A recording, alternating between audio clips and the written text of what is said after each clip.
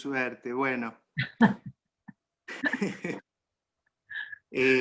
Pensé que había desactivado el micrófono, pero bueno, evidentemente no era así, me veían gesticular nada más. Bueno, ¿con quién estoy hablando?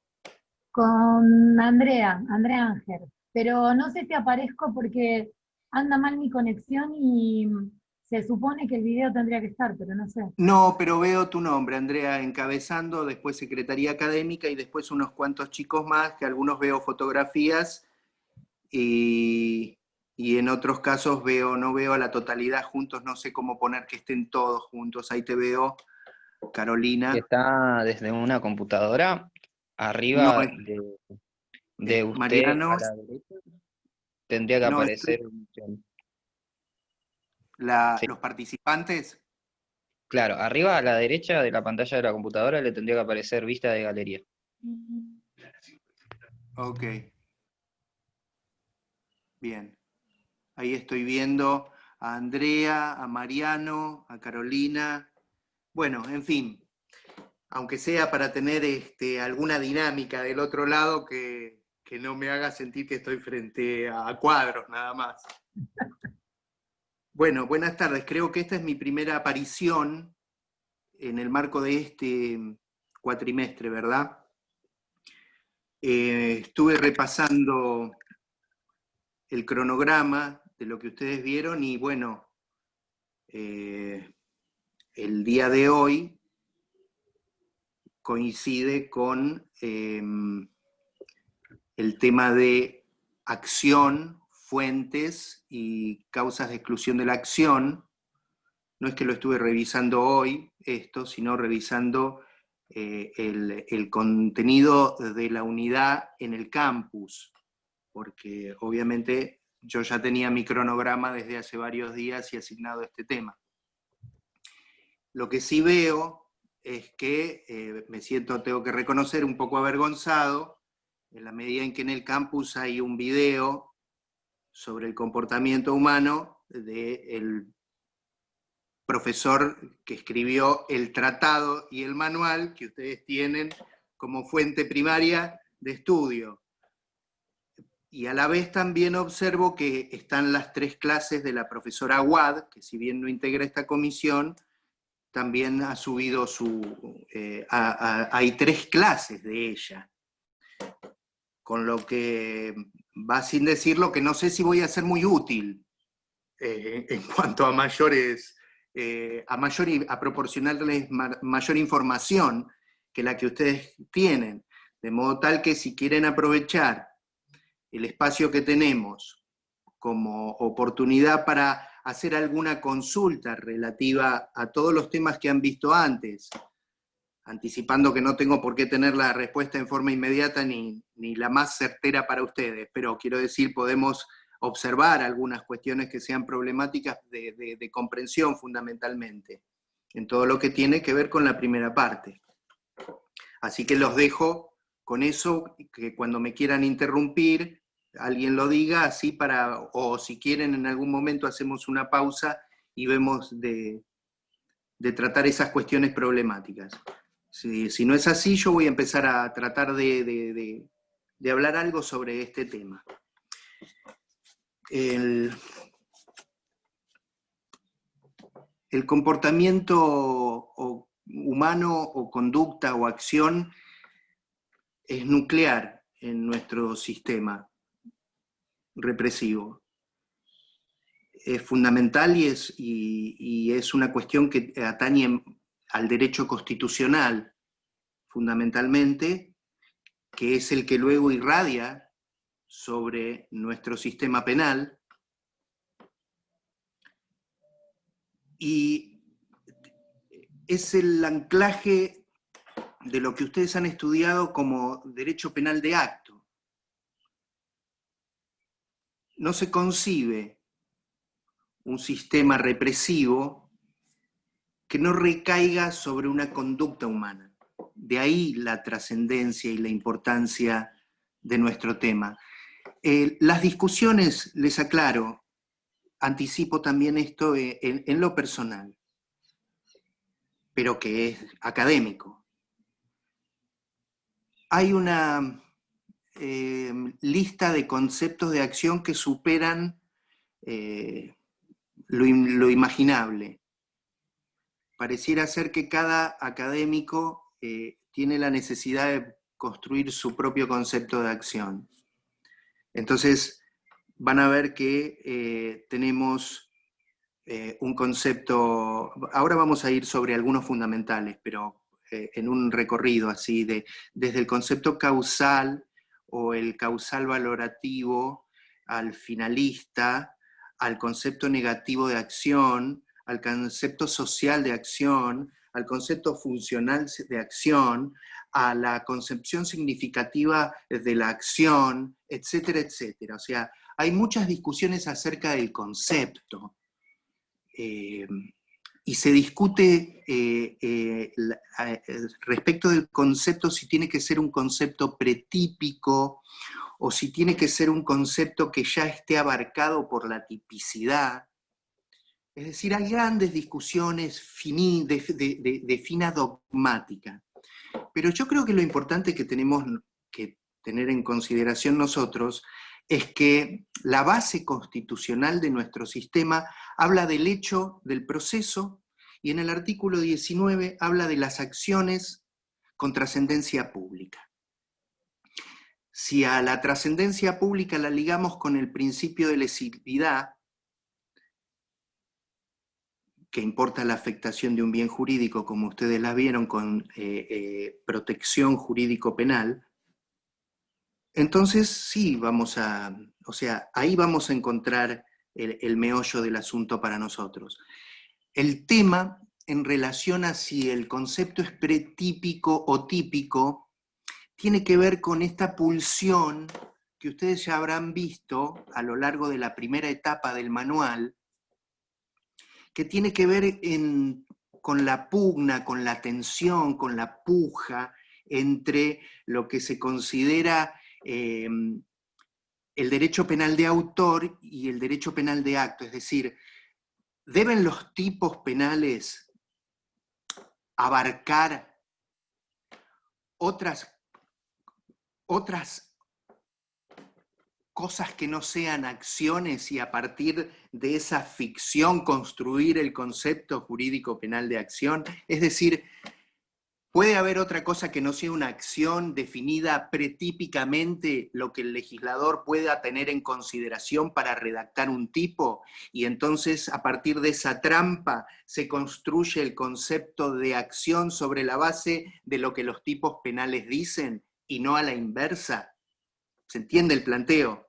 Porque si yo construyo el concepto de acción a partir de los tipos penales, como postulan aquellos que pretenden hacer desaparecer el concepto de acción y pasar directamente al análisis de la tipicidad.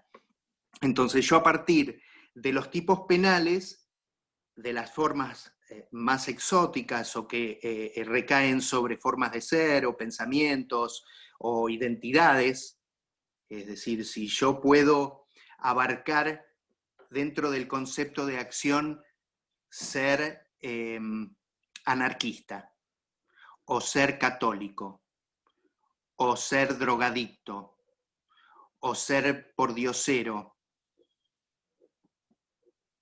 ¿Se entiende? Entonces, si yo puedo definir un comportamiento típico de ese modo y después construyo el concepto jurídico penal de acción a partir de la abstracción de los elementos que me brindan esas definiciones, es decir, hacer dogmática, entonces voy a estar trampeando al principio. Le voy a estar haciendo trampa. Por eso se reclama la construcción de un concepto jurídico penal pretípico. Y que sobre ese sustantivo se desvaloren a través de las categorías del delito, ese comportamiento se desvalore. Bien. ¿Para qué sirve entonces? Incluso más allá o sea, no exclusivamente desde el funcionalismo reductor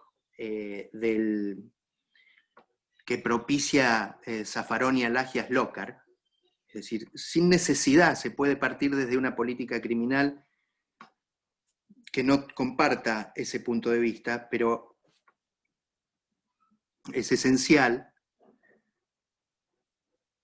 como decía, que el concepto sea pretípico y a partir de ese concepto se abarquen todas las modalidades típicas. ¿Cuáles son las modalidades típicas? ¿Alguien las quiere decir? Si tiene el micrófono abierto, cuento hasta 5. 1, 2, 3. Bien. Nosotros sabemos que los tipos penales pueden ser de acción o de omisión. Y ambas formas típicas pueden ser dolosas o imprudentes. Las 4 modalidades típicas, entonces, son el delito doloso de comisión, el delito doloso de omisión, la acción imprudente y la omisión imprudente. El concepto de acción tiene que ser abarcativo de esas 4 modalidades. Y no a partir de esas 4 modalidades construir el tipo. El código contravencional, cuando ustedes repasen en el campus la unidad que nos toca hoy, que creo que es la 7, y si mal no recuerdo, esto es trabajo del profesor Bombini, a pesar de que figuramos Arriola, Wadi y De Marco, yo mal no recuerdo, es un análisis que había hecho el doctor Bombini que tiene que ver con los tipos penales, los tipos contravencionales de la 8031, que son claras violaciones al principio de exterioridad o de acción, ¿no? Porque ahí se pena el deambular, el que no, el deambular, el no dar explicaciones de qué se está haciendo en algún lugar,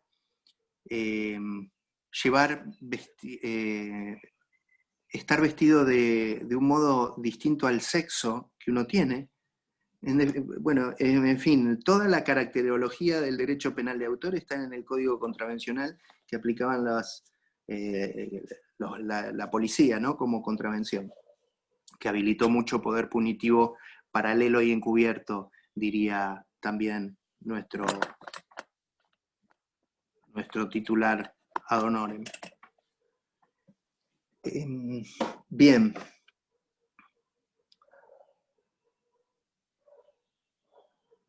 El artículo 18 y el artículo 19,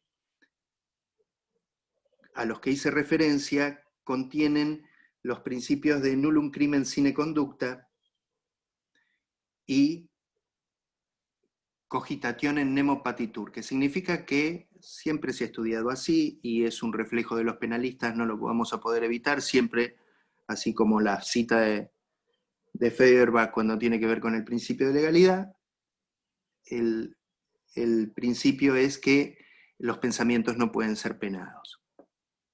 Es decir, son las 2 fórmulas esenciales y, si me permiten hacer un poquito de historia también, porque todo tiene un sentido histórico, filosófico, político. El principio de exterioridad o el principio de acción, el derecho penal de acto, está íntimamente vinculado con el principio de legalidad.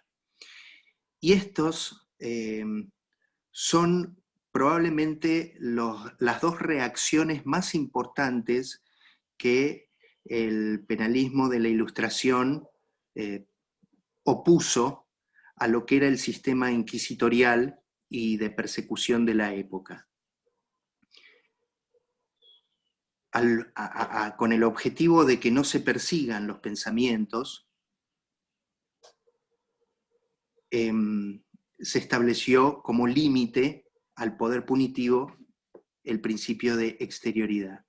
Y luego, ese principio de exterioridad encarnó en el principio de legalidad, cuya traducción en nuestro sistema es la categoría de la tipicidad.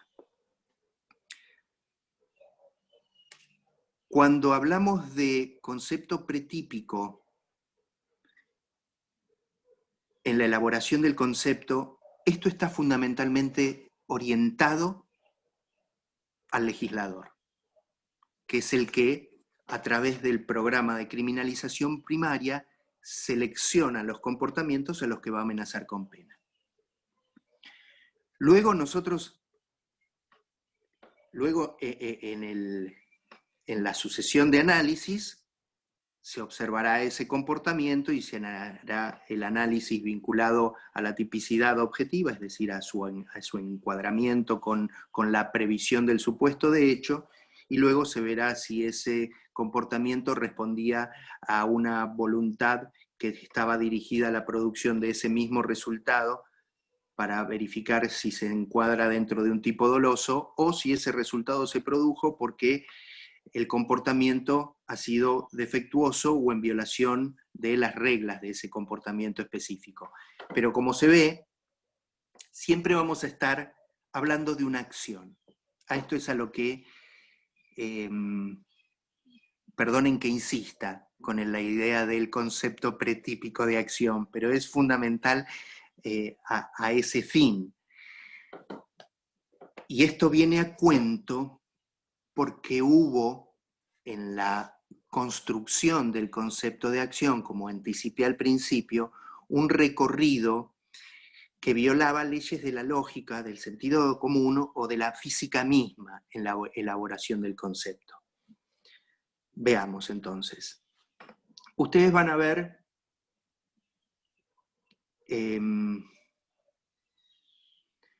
que a lo largo de la historia, o sea, que en la lucha de conceptos aparecen fundamentalmente dos ideas. Una idea en la que la acción es un concepto puramente natural o mecánico, y la otra que se integra con la finalidad, es decir, con la obtención de un fin.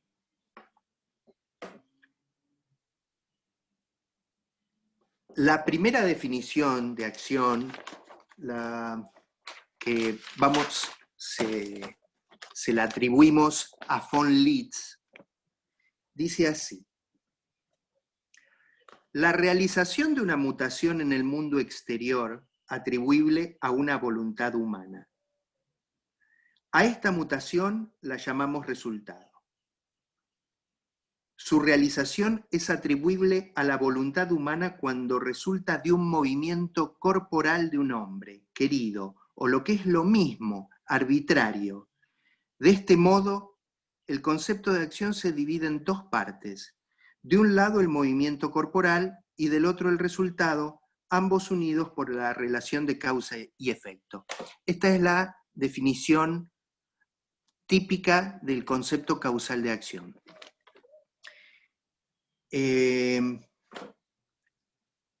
Cuando los causalistas elaboraban su sistema teórico, nosotros volvamos a la definición de delito. El delito es una acción típica, antijurídica y culpable.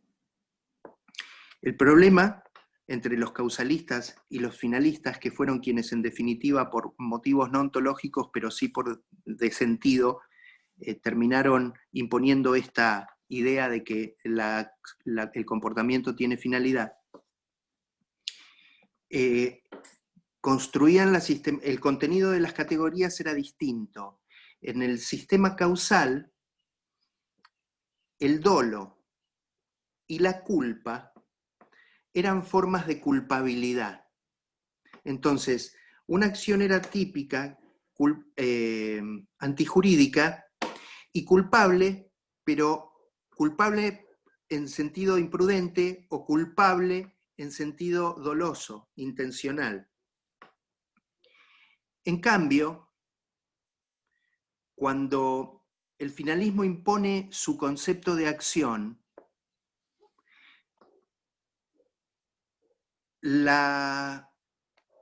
el dolo y la culpa viajan desde la culpabilidad a la tipicidad.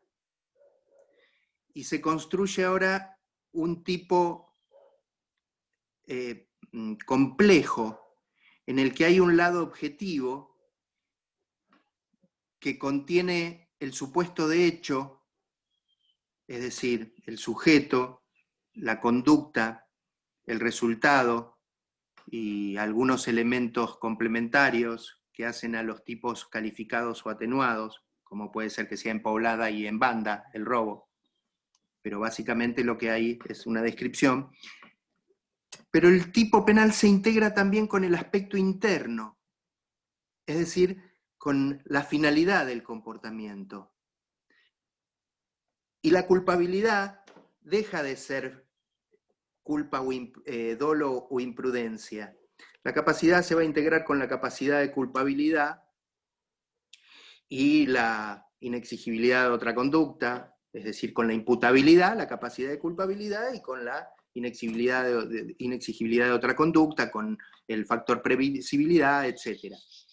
Eso lo veremos minuciosamente en detalle en otra ocasión.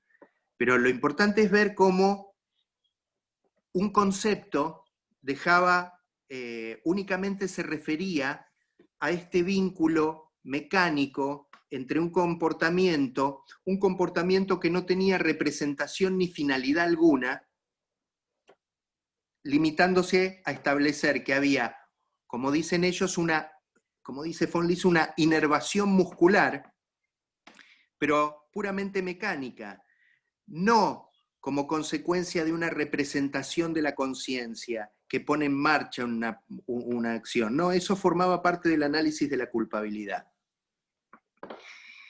Con el finalismo, a partir de la acción y su finalidad, vamos a poder saber si estamos frente a un tipo doloso o un tipo imprudente.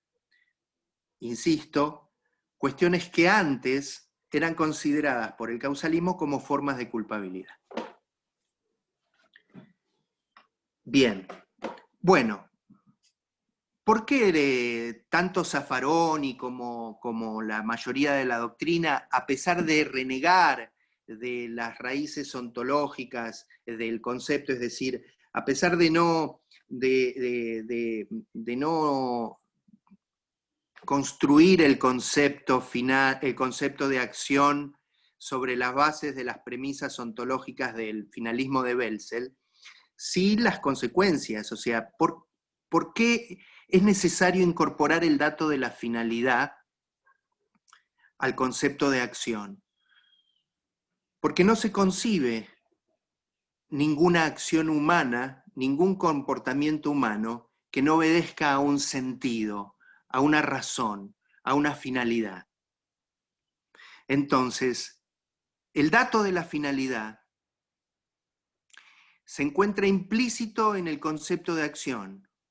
Luego veremos si esa finalidad, en todo caso, es distinta a la prevista en el tipo penal.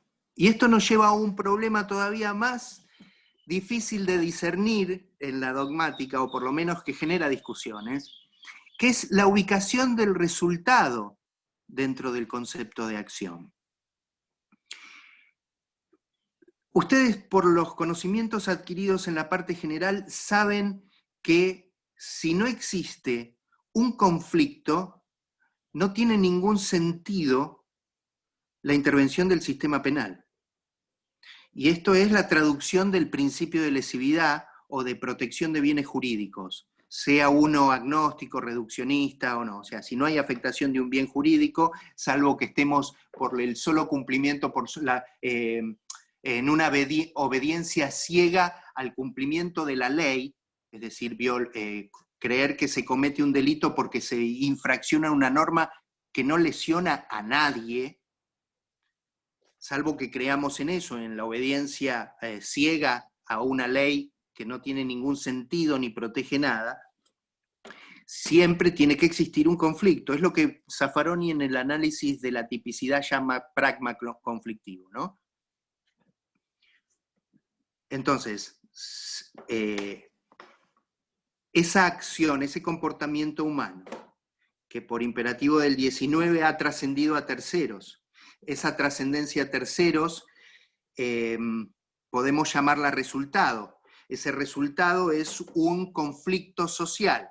Ese conflicto social está captado por el legislador en un supuesto de hecho en un tipo penal. Se ve cómo es el recorrido, ¿no?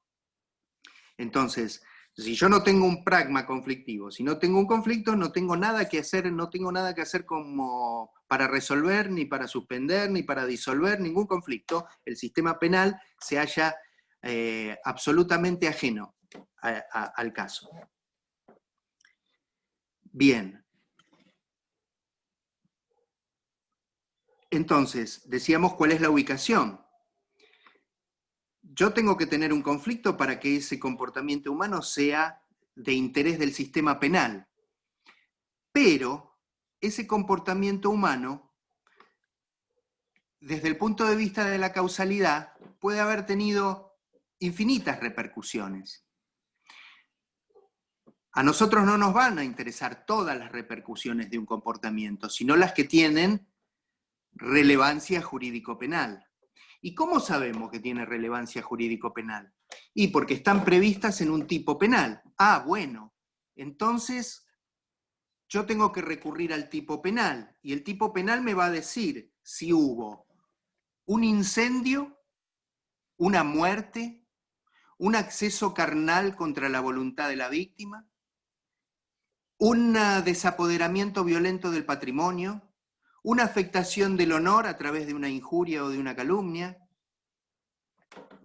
Si no tengo el tipo penal, no puedo saber qué resultado era el que me interesaba. Entonces el resultado integra el tipo penal. Es una condición lógica y necesaria del concepto de acción, pero únicamente voy a medir el alcance de ese resultado en términos jurídico-penales comparándolo con un tipo penal. En definitiva, antes del tipo penal existen acciones que pueden producir infinitas causas, infinitas consecuencias o resultados. Una vez confrontado con el tipo penal, voy a saber si ese resultado es el que está previsto en el tipo penal y puedo unir en una relación de causa-efecto, que es, obviamente, aquello que queda como conocimiento, como resabio y como saber no criticable, no cuestionable en orden a las enseñanzas de la escuela causal, porque la escuela causal nos enseñó que hay que el resultado unirlo a la acción a través de una relación de causa y efecto.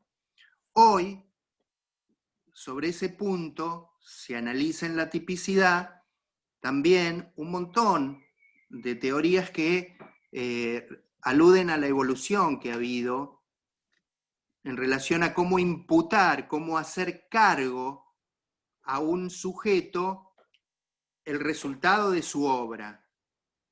Eso es hoy, en términos modernos, lo que se conoce como imputación. Imputación que es tanto objetiva en relación al resultado como imputación subjetiva en cuanto a el aspecto subjetivo de ese vínculo subjetivo con ese resultado. Bien, entonces decía que hoy se pliega la mayoría a una idea, a un concepto de acción que se integra con la finalidad necesariamente, porque también permite establecer un límite. Y con esto paso a las funciones que se les atribuyen, es decir, el concepto de acción tiene claras funciones.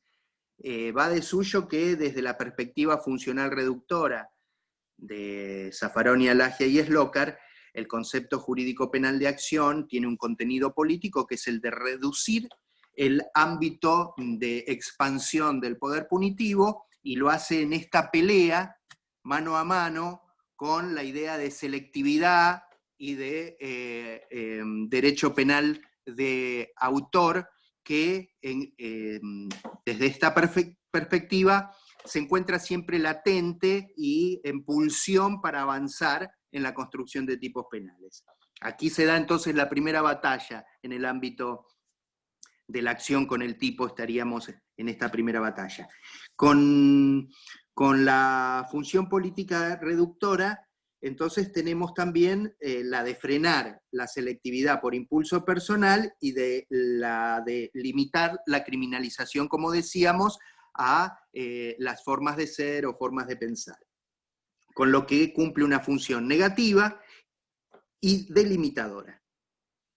Así que entonces las funciones podemos señalarlas como reductora, clasificatoria, vinculante, en cuanto a partir del concepto de acción se vincula la idea de tipicidad, la idea de antijuridicidad y la idea de culpabilidad. Es decir, es el elemento en el que funden todas las categorías de la teoría del delito.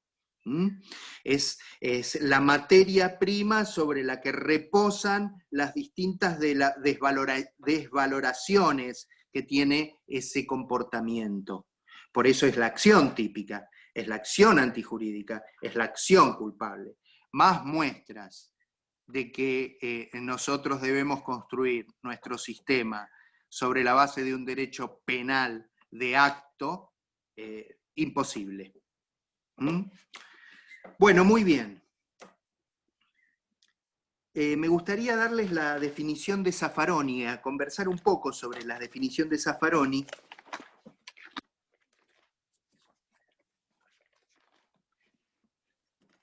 Para que vean la diferencia entre la que les di antes con von List. Para Zaffaroni, acción es un comportamiento humano, por ende conforme a sentido, y con esto estamos incorporando el dato de la finalidad. Conforme a sentido,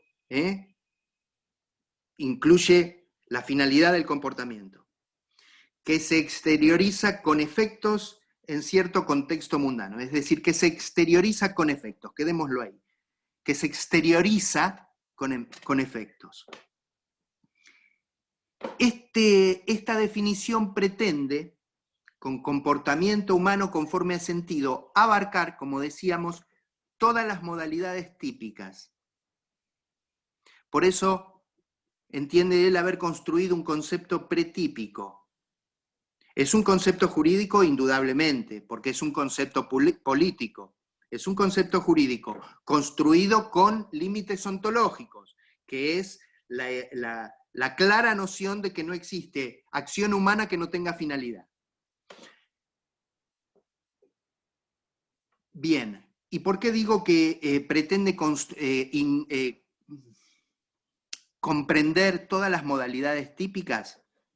Les digo, por ejemplo, que al causalismo se le criticaba que existían definiciones legales o tipos penales que necesariamente incorporaban elementos subjetivos y no podían desconocerlo.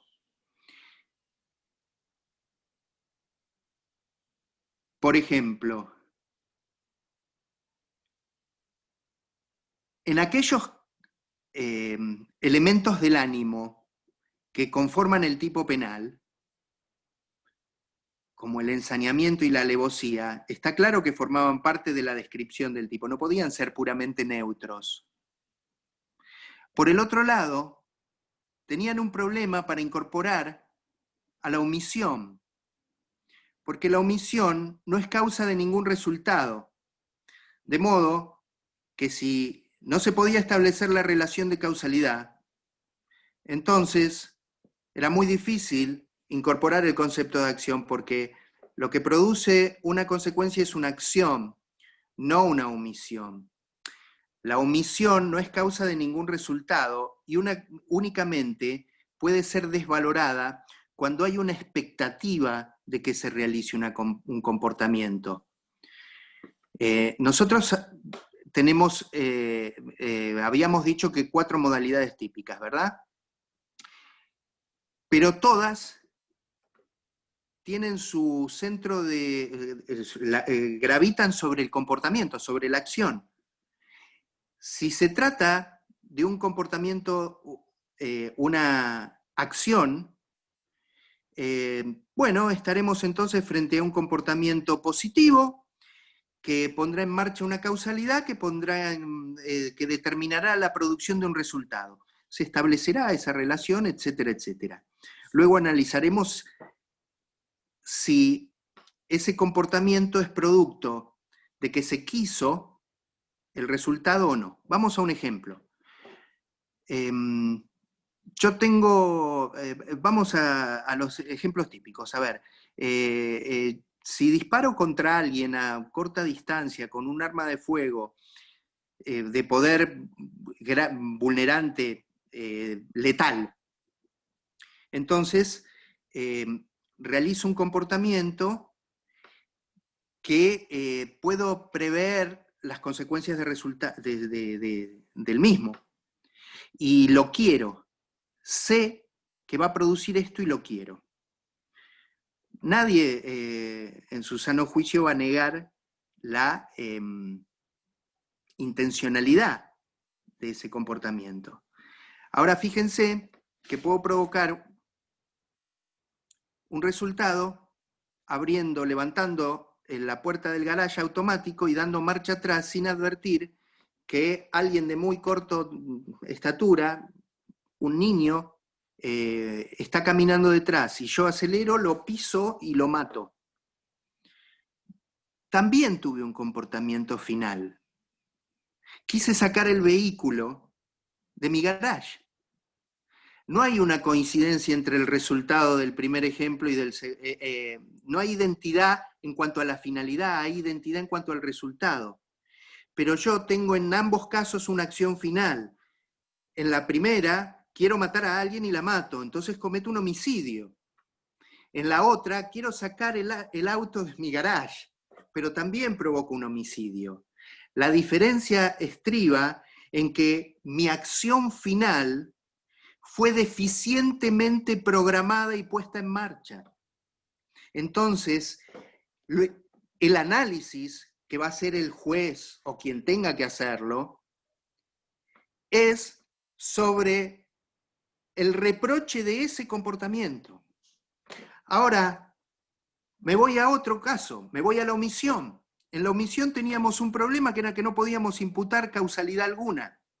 Ahora, con esto de comportamiento humano que se exterioriza con efectos en cierto contexto mundano, yo puedo abarcar lo que el finalismo planteó como la teoría del aliud agere, o aliud agere. ¿Qué quiere decir otro hacer? En los tipos omisivos, en los que el legislador impone un mandato de acción, un imperativo de comportamiento, de acción. El que encontrare abandonado a un niño menor de tantos años en estado de abandono, en esta situación de peligro, desamparado, etc., y no le prestare socorro pudiendo hacerlo. Es decir, ahí tengo una obligación, un mandato de actuar. Y lo que está prohibido es todas las conductas imaginables que sean distintas a esa que nos mandaron a hacer. Por eso también hay una acción. Y por eso también, por eso puedo formularle un juicio de reproche. En uno lo hago porque la conducta está dirigida a la producción del resultado. En otro le reprocho que en aras de alcanzar un resultado fue imprudente, fue negligente, violó las reglas, etcétera, y produjo un resultado. En la omisión, porque cuando usted se encontró en una situación en la que debía actuar, no lo hizo del modo en que la ley lo obligaba. En todos los casos, como ven ustedes, hay un hecho, hay una acción que no es privada, que ha trascendido a terceros, ha provocado un resultado, ese resultado es conflictivo y por lo tanto está previsto, si es que es ese tipo de resultado, en un tipo penal. Así entonces, con esta definición, podemos abarcar todas las modalidades típicas y satisfacer la idea de un concepto que le imponga límites a la construcción de los tipos y no a la inversa. Bueno, muy bien. Recalcar entonces que el fundamento normativo está tanto en el artículo 18 como en el artículo 19, y todos aquellos tratados internacionales incorporados a la Constitución, al bloque constitucional federal, a través del 75, inciso 22, y que aluden a la existencia de acciones y omisiones, que es lo único que los estados pueden castigar. Bueno, muy bien. ¿Cuál es el lado negativo? Voy a tratar de ir rápido porque no sé cuánto tiempo me queda, y a la vez sé que esto seguramente produce cierta perturbación de la conciencia, en términos que pueden ser de ausencia de capacidad de acción para comprender lo que digo, o ya directamente para comprender la criminalidad. Bien, vamos al lado negativo, que son los supuestos de ausencia de acción. Si nosotros hemos dicho que lo único que podemos reprochar es una acción, cuando no hay una acción, entonces el análisis se cierra ahí cualquier tipo de análisis de la teoría del delito. O sea, si yo no tengo una situación, si tengo un sonámbulo, o tengo una persona que está en un estado de inconsciencia absoluta, no tengo un sujeto consciente. Es decir, cuando hablábamos de conducta humana, presuponemos la capacidad de acción, y para presumir la capacidad de acción tenemos que hablar de un sujeto consciente, entendiendo a la conciencia como la función sintetizadora de todas las funciones mentales, es decir, la que nos permite a nosotros ubicarnos en tiempo y espacio. Si no logramos ese elemento inicial, no podemos hablar de un comportamiento humano. Eso por un lado, pero también al referirnos a el concepto de acción, necesariamente desplazamos cualquier tipo de significado jurídico penal a los hechos de la naturaleza, a los casos fortuitos, a los hechos de los animales, independientemente de que el animal produzca un resultado por la imprudencia de quien tiene a su cargo una fuente de peligro, así como quien maneja una caldera y explota. Independientemente de eso, digo porque conozco perfectamente que existe jurisprudencia hoy en las que se les imputa a los dueños o a los custodios de los animales peligrosos, incluso en un caso no muy lejano, un homicidio doloso eventual. Es decir, que se representó la posibilidad de que el animal alcance a una criatura y lo mate, y no obstante ello siga adelante, lo que significa aceptar las posibilidades del resultado.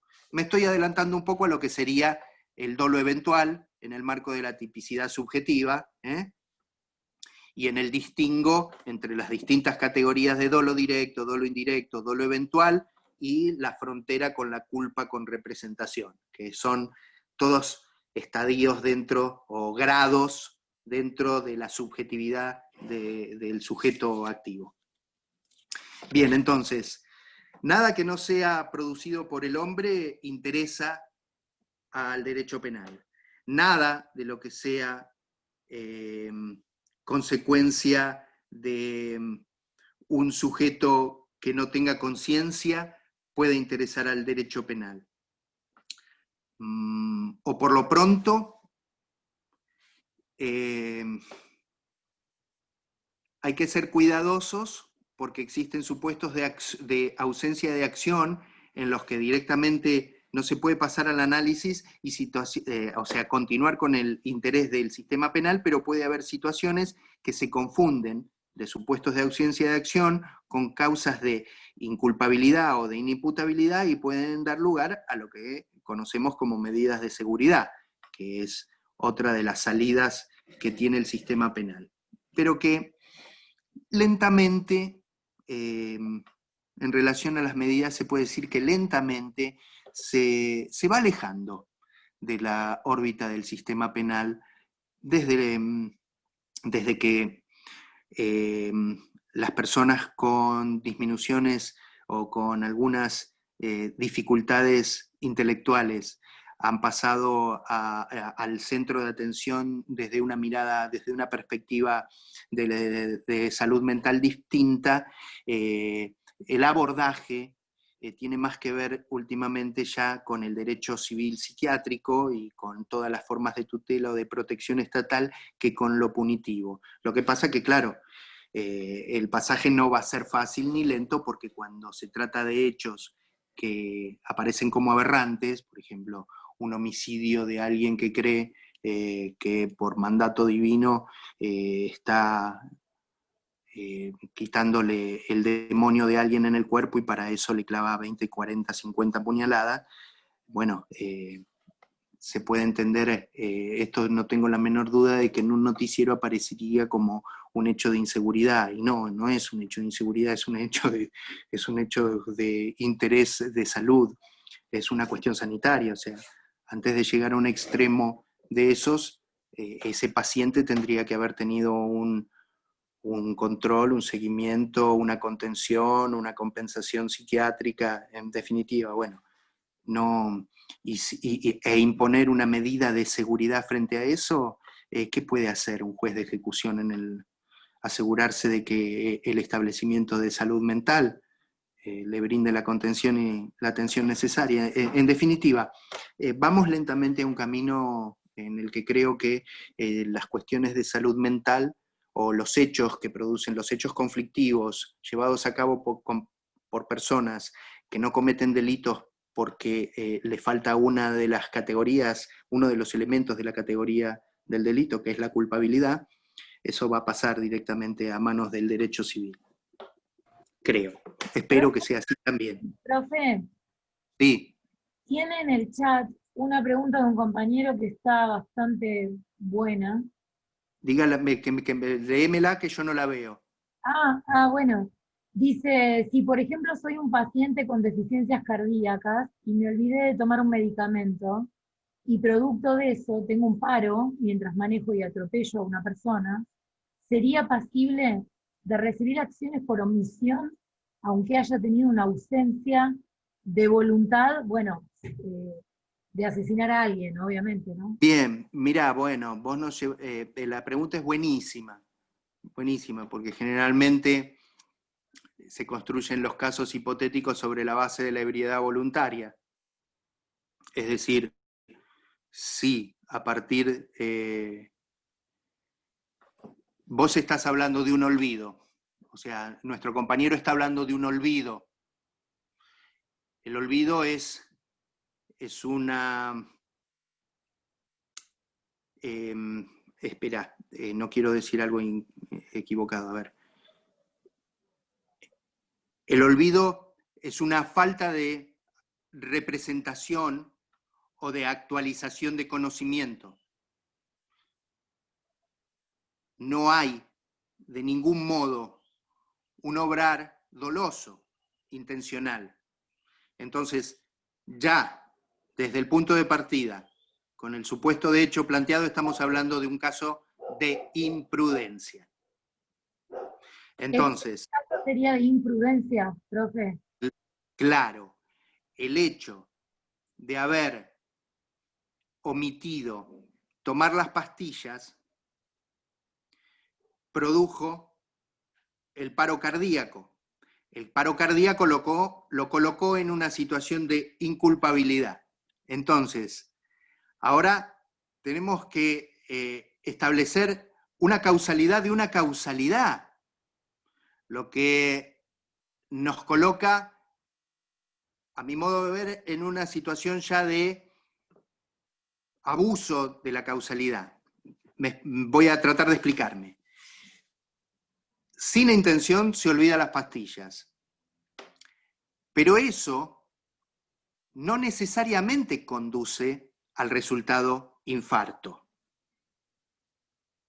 Es decir, el resultado es una situación, una concurrencia de factores que por el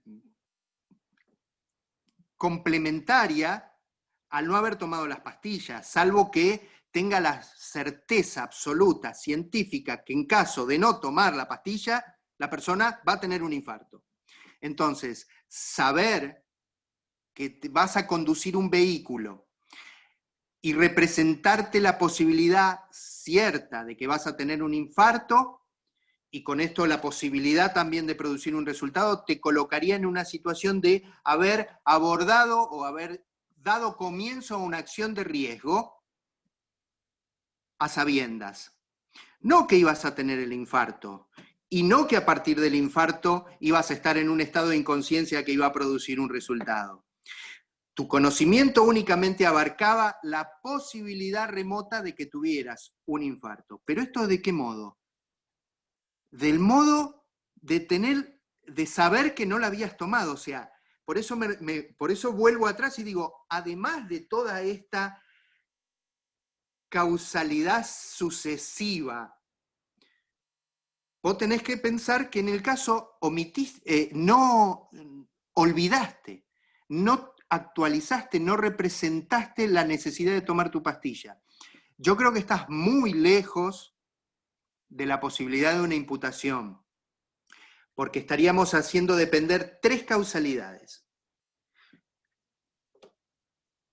Una, que se dé el infarto, otra, que te pongas en estado de inconsciencia, y otra, que esa inconsciencia abarque un resultado lesivo de lesiones o de muerte o de daño. No. Lo que podemos decir, para que se note la diferencia, es que si yo tomo pastillas para dormir y soy el controlador aéreo de un aeropuerto, y yo manejo el cruce de las vías férreas de una estación de trenes, y tomo pastillas, no para dormir, pero que sé que me producen un poco de adormecimiento y me pueden incluso conducir ahí, entonces yo me estoy colocando en una situación en la que estoy probablemente abarcando la posibilidad del resultado de que choquen aviones o de que los trenes choquen. También, si yo tomo y subo, y en el transcurso del manejo automotor,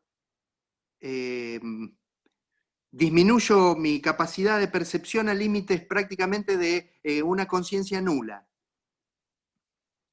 Bueno, para eso, entonces podemos también o echar mano de los elementos de la tipicidad imprudente, porque es una imprudencia por emprendimiento, y abarcar los resultados que no queridos, porque si hay... por eso digo que quizás nos estamos adelantando, me estoy adelantando obviamente, pero en el sentido de distinguir lo que es el dolo eventual de la culpa con representación, más allá de que se propugne su disolución y establecer que las culpas tienen grados y que hay una culpa que es temeraria y una culpa que no es grave, así al estilo de derecho civil. Entonces, una culpa grave, alguien con un comportamiento temerario merecería una pena importante, y alguien con un comportamiento solamente imprudente o negligente, es decir, vamos a ponerlo en el ejemplo, alguien que ha perdido el control porque se distrajo en un semáforo y cuando aceleró, apretó el acelerador, se le fue el pie, aceleró y atropelló a alguien. Es muy distinto ese siniestro en el que por negligencia perdió el control de su vehículo y lastimó a alguien, a quien conduce a 140 km/h por la avenida, cruzando los semáforos en rojo. Es decir, ahí no hay coincidencia seguramente. Ninguno de los dos choferes quiere el resultado que provoca. Pero uno lo hace emprendiendo un comportamiento sumamente temerario y otro no. En una culpa hay mucha gravedad y en otra culpa no. Entonces, para terminar con la discusión del dolo eventual y con la culpa con representación, que tiene un impacto práctico muy importante, fíjense ustedes que una pena doloso eventual, un homicidio imprudente, un homicidio doloso eventual tiene una pena que va de 8 a 25. En cambio, los tipos imprudentes tienen una pena que va de 2 a 5 y con la posibilidad de incrementarse en circunstancias agravantes. Pero a lo que voy es que la diferencia es bestial.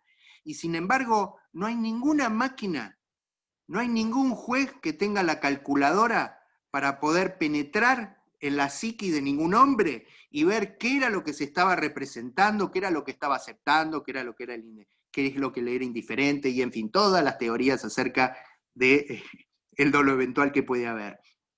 Entonces es muy difícil. En el dolo eventual hay representación de la posibilidad del resultado. Está claro que si yo manejo a 140 kilómetros por hora, atravesando semáforos en rojo, en horario pico de transeúntes, existe una altísima probabilidad de que se produzca un resultado, y si yo sigo adelante y acepto esa posibilidad, entonces ingreso en el ámbito del dolo eventual. En cambio, si me estoy representando una posibilidad de modo muy remoto, pero confío plenamente en mis capacidades para manejar los riesgos, y ya con hablar de una circulación de un vehículo a 65 kilómetros por hora o 70 kilómetros por hora, puedo estar hablando perfectamente de que tengo que ser cuidadoso, tengo que representarme algo, pero puedo fallar. Y ahí estaré entonces en el ámbito de una culpa con representación. ¿A qué va todo esto? A que después de la culpa con representación está la culpa sin representación, y que la doctrina ha llamado como bien llamado delitos de olvido. Quien se olvida de cerrar la llave de gas y provoca una explosión, quien se olvida de ponerle a una botella de Coca-Cola un plástico que diga: esto es veneno para hormigas, y no Coca-Cola, pero tenía color rojo, y alguien se lo toma, produce una intoxicación y muere, está cometiendo un delito que se llama un delito de olvido, es una culpa sin representación. Y acerca de estas cuestiones se ha discutido mucho sobre la culpabilidad, porque si no hay representación, no hay motivación en la norma. Y si no hay motivación en la norma, no hay, al revés, la única manera de motivarse en la norma es la representación.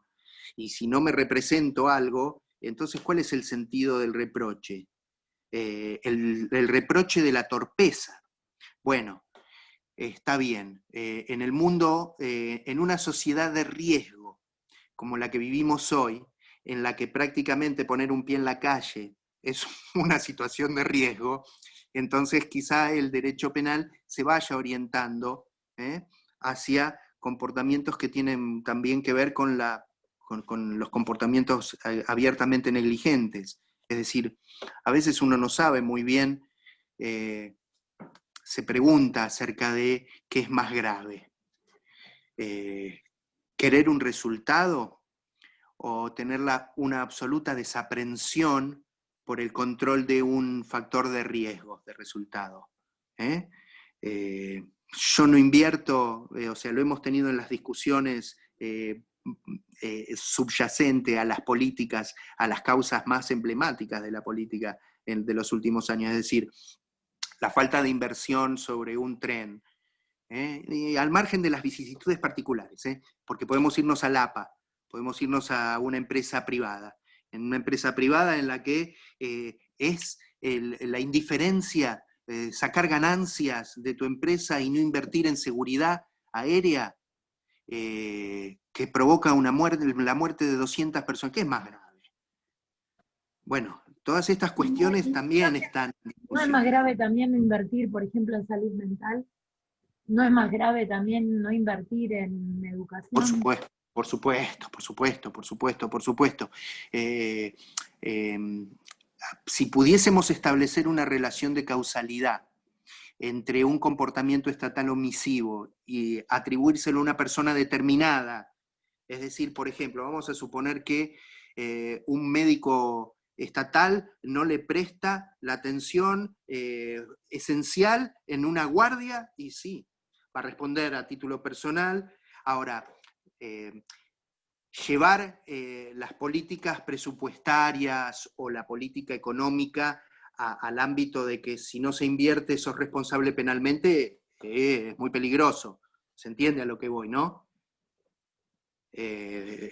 Porque si no estaríamos atribuyendo responsabilidades objetivas o responsabilidades que tienen que ver con roles y no por comportamientos concretos. Ahora, vos me decís que el funcionario a cargo del área de seguridad en el transporte, de una prestación de transporte público, no hizo la inversión que tenía asignada, bueno, ahí tenés una defraudación y tenés una causalidad incluso en lo que puede llegar a ser el déficit por eso digo que tiene mucho que ver con los que se ha discutido en política en los últimos años, porque a la gestión de infraestructura y de obras públicas, por no haber hecho las inversiones necesarias en los ferrocarriles, se le atribuyó, o sea, se extendió.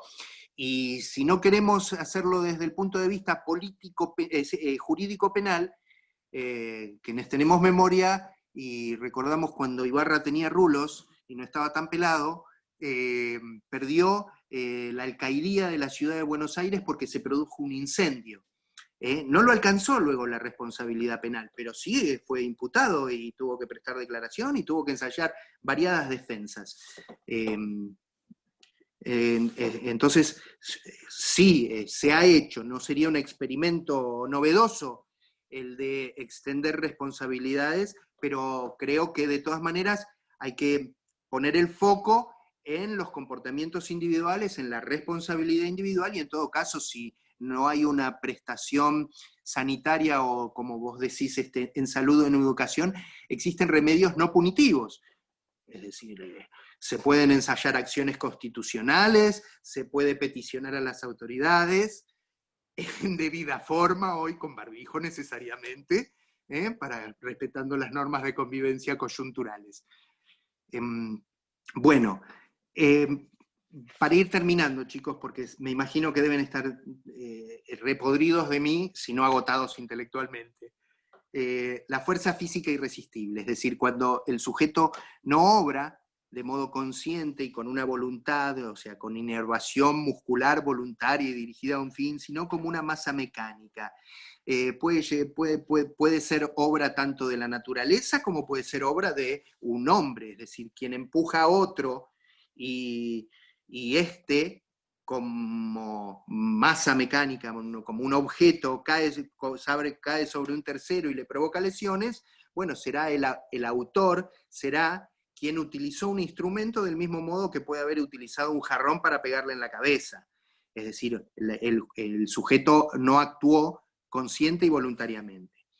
Puede ocurrir que la persona actúe por acto reflejo, en la que no, como puede ocurrir, en la que no hay participación de la voluntad tampoco, o sea, hay un movimiento no controlable que tiene que ver con un estímulo que atraviesa nuestro sistema nervioso, como pasa cuando un médico te pega un martillito en la rodilla y la pierna se te levanta, o lo que puede ocurrir con los movimientos, con los calambres, en los que uno ve que el cuerpo se mueve solo, e incluso cuando uno tiene hipo o arcadas o vómitos, o sea, cuando no controla fisiológicamente su cuerpo. Entonces, en los movimientos reflejos tampoco hay actitud o comportamiento consciente. Los movimientos reflejos no son lo mismo que los actos automatizados, que son aquellos que se adquieren con la práctica, con el hábito, como es caminar o manejar. Entonces, cuando uno maneja, no está haciendo movimientos reflejos, son movimientos conscientes y voluntarios, pero que con el ejercicio de la automatización se mueven sin que nosotros estemos claramente focalizados en ese pensamiento. Distinto es cuando ustedes hacen algún trabajo de gimnasia o de yoga y el profesor les dice que actúen conscientemente con alguna parte de su cuerpo. Ahí estamos nosotros pensando conscientemente pero cuando no lo estamos haciendo, cuando caminamos, no estamos pensando ahora a la derecha, ahora a la izquierda, ahora a la derecha. No, no lo hacemos. Bueno, esos serían nuestros movimientos mecanizados. Si son inevitables, si no existe espacio entre un movimiento y otro, si el modo la velocidad con la que se ejecuta impide la interrupción consciente, entonces no podemos estar hablando de una acción tampoco.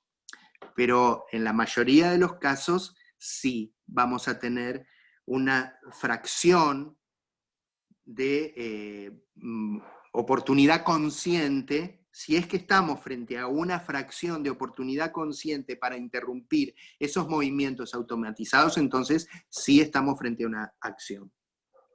Bueno, por exclusión, los animales tampoco llevan a cabo comportamientos, a pesar de que en la tradición punitiva de la antigüedad existieron innumerables juicios a perros y a cerdos y a langostas y a hormigas que se comían la producción y etcétera, etcétera, etcétera. La verdad que entre esos juicios, entre las ordalías, las luchas, la Inquisición, es más el tiempo de irracionalidad vivida en la historia del castigo que lo que hoy pretendidamente aparece como un castigo moderno y con rasgos de humanidad, etcétera, etcétera. Estamos todavía muy lejos. Sería lindo que el futuro lo escriba alguien como Úrsula K. Le Guin y nos describa un mundo de fantasía en la que este sistema que yo estoy, o por lo menos este aspecto de la cultura humana que yo decidí encaminarme como trabajo y como docente, bueno, lamentablemente no estoy orgulloso de eso. Sí estoy orgulloso. No estoy orgulloso de la humanidad en este aspecto. Sí creo que estamos en un momento en el que hablo exclusivamente desde lo académico, no lo extiendo ni lo amplifico a la sociedad porque son tiempos muy, muy convulsionados en la que la sociedad pareciera querer por momentos ir a contramano de todo lo que hemos avanzado culturalmente, ¿no? A veces uno cuando ve una película vieja y ve cómo la gente festejaba en una plaza una ejecución, y pasaron 200 años. Y bueno, yo creo que culturalmente hoy no estamos para ir frente a la municipalidad en Irigoyen y Luro, ahí cruzando la placita de la facultad, ver un cadalso y ver que a alguien le arrancan los miembros, le tiran aceite caliente. Culturalmente no lo toleraríamos. Pero bueno, la evolución del derecho internacional de los derechos humanos incorpora muchas cosas que a la vez de reivindicar la dignidad del hombre, configuran obstáculos o dificultades de algún modo para una reprimenda eficiente para la internalización de los valores, ¿no? Entonces es como que por un lado el discurso jurídico va en una dirección y por el otro lado hay una reivindicación de que no está bien. Es decir, hay mucho clamor social o popular porque el Estado reaccione de un modo que hace 200 años dejó de reaccionar. Pero bueno, lo único que espero es que había una frase... hay una frase que dice que ojalá que en el futuro tengamos un derecho penal mejor, y otra frase que dice que ojalá que en el futuro no necesitemos derecho penal. Y bueno, esa expectativa de convivencia armónica es lo que uno pretende para que esta materia desaparezca algún día de los programas de la Facultad de Derecho. Sería bárbaro. En relación, y con esto termino, chicos, para dejarles espacio, espero que al compañero que hizo esa pregunta buenaza, le haya satisfecho la respuesta vinculada. Yo no o sea, directamente ya por eso digo que su comportamiento para mí es atípico. En todo caso, subsistirá una responsabilidad de carácter patrimonial objetiva en los términos del derecho privado, pero no una imputación de carácter penal. ya como para saldarle toda deuda, toda duda también. Quedó clarísima la respuesta, doctor. Muchas gracias. Bueno, gracias. Finalmente, el tema de la capacidad de acción de las personas jurídicas. Hay una enorme discusión acerca de si las personas jurídicas pueden llevar a cabo un comportamiento. Bueno, en definitiva, todas las discusiones que ha habido, por supuesto, Zaffaroni considera que jamás una persona jurídica puede llevar a cabo una acción. Sin embargo, se han construido teorías por ejemplo, hay una obra muy buena del profesor Baigún, que construye toda una teoría sobre cómo construir una imputación, es decir, la acción sería el comportamiento de la persona jurídica a través de los órganos que la representan, y la antijuridicidad, bueno, no generaría mayores problemas, pero la posibilidad de las sanciones, el contenido de las sanciones irían por un andarivel distinto del que conocemos nosotros desde la privación de la libertad. Bueno, en definitiva, creo que ustedes tienen material de sobra porque el profesor titular de la materia tiene mucho escrito, tiene un libro y muchos artículos, así que yo no me quiero meter en camisa de 11 varas con este tema, simplemente vinculado a la discusión sobre la capacidad de acción o no. Bueno, digamos que desde el punto de vista de un derecho penal liberal y que finca en el comportamiento humano en los términos constitucionales aquí planteados, no hay acción de las personas jurídicas. Ahora, desde el punto de vista de la construcción normativa, de la posibilidad de atribuirle responsabilidad a un órgano jurídico por las conductas que en la forma orgánica llevan a cabo, es un cantar distinto, se va incorporando a la legislación, porque obviamente también la persona humana se va difuminando, quiero decir, o sea, se pierde en la telaraña de responsabilidades cuando es un órgano o una persona jurídica la que concreta acciones, por ejemplo, puede ser en materia ambiental. Bien, entonces la persona jurídica en materia ambiental es la que va a recibir todas las sanciones de carácter penal, pero que podrían ser de carácter administrativo. Por eso, a eso es a lo que voy. O sea, no hay mucho, sea de carácter administrativo, sea de carácter penal. Me parece que tiene más que ver con lo simbólico del derecho penal, esa idea de que lo resuelve todo, que verdaderamente no conozco ninguna persona todavía condenada, ninguna persona jurídica condenada por violación a la ley a la ley de residuos peligrosos. Bueno, lo que no significa que no pueda haber una imputación concreta a la persona física en el marco de su ámbito de decisiones sobre los resultados que se puede producir. Pero eso ya es derecho penal del hombre y no de las personas jurídicas. ¿Alguna pregunta que quede en el tintero, que quieran algo me quieran contar?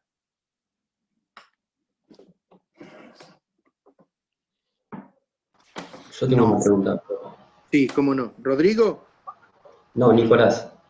Nicolás. Perfecto, sí. Nico. En el caso de que la naturaleza incida directamente en el accionar del hombre, y voy a plantear un ejemplo medio raro. Una persona en la playa pone una sombrilla, la agarra el viento y termina matando a otra. ¿Sería un delito culposo? Sí, bien. Vos estás ahí, hay un factor de la naturaleza que no descarta la negligencia del sujeto. Es decir, hubo un comportamiento imprudente, hubo un comportamiento innegligente. Cualquier sombrilla, y no me vengan con que había poco o mal viento, o sea, uno sabe que una sombrilla en la playa es un instrumento muy peligroso. Si el fierro es de metal, puede atravesar a cualquiera, puede producir lesiones y la muerte. De modo que ese comportamiento de no haber asegurado la sombrilla es un comportamiento imprudente. ¿Se produjo por un factor de la naturaleza? Sí, pero hubo una previa. Ahora, vamos a un caso distinto. Vamos a un caso en el que la naturaleza incide directamente en el comportamiento de una persona y que provoca, que afecta un bien jurídico ajeno. Se produce una enorme inundación que coloca la situación, a la persona en una situación de que o saca a las vacas de su campo y los lleva al del vecino, o mueren ahogadas.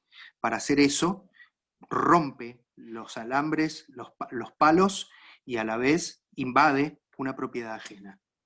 Lo hizo motivado, impulsado por una circunstancia de la naturaleza. Bien, entonces actuó motivado por una situación de necesidad. Esto sería un estado de necesidad provocado por una fuerza de la naturaleza.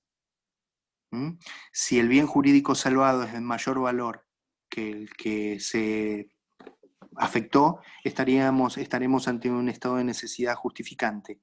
Si el bien jurídico que se salvaguardó es de igual o menor valor, veremos si estamos ante una situación de inculpabilidad por inexigibilidad de otra conducta, es decir, estaríamos en el ámbito de la culpabilidad.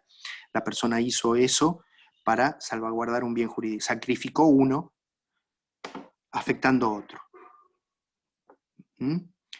Los ejemplos paradigmáticos de estado de necesidad exculpante son aquellos en los que están en juego bienes jurídicos de idéntico valor, como pueden ser la vida.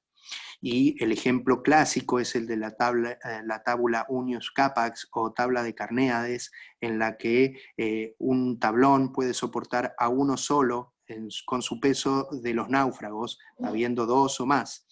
Quien se aferra a la tabla y echa al otro, porque si no morirían los dos, no lleva a cabo una acción justificada, lleva adelante una acción disculpada, inculpable, porque no le es exigible el comportamiento de un héroe. Esto es para que vean que Leonardo DiCaprio fue un gran héroe, porque no tenía ninguna necesidad de salvaguardar la vida de su amante. Él podría haberla mandado a morir a ella y salvarse aferrándose de la tabla, pero contra lo que dice el principio de la tabla de Carnéades, dio su vida por el amor de su vida.